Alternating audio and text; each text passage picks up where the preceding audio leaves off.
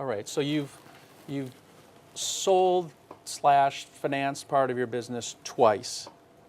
You're set for life. You can do whatever you want. Why buy it back? Well, first time when I sold the business, or our team sold the business, and then we reinvested part of the proceeds back into the deal. So we went as a group from owning 100% to owning 40% of the business. And then we had stock options on top of that. So maybe by the time we were done, we owned like 55% of the business.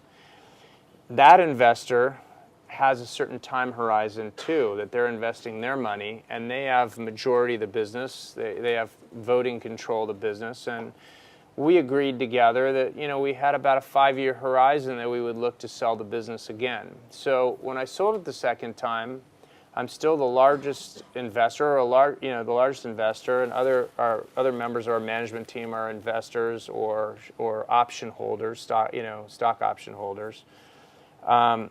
And so it made sense. We built the business over the next 4 years. We entered into a sale process, and there was a great opportunity to sell the company again, so we did it again.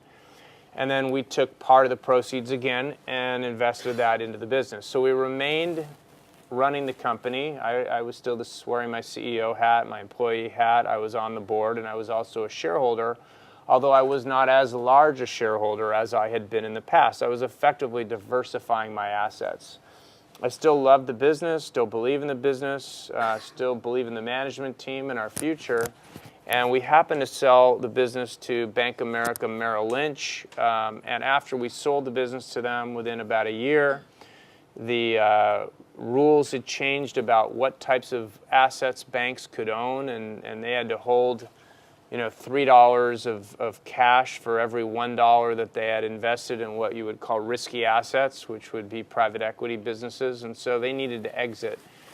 At the time, cotton prices had gone through the roof.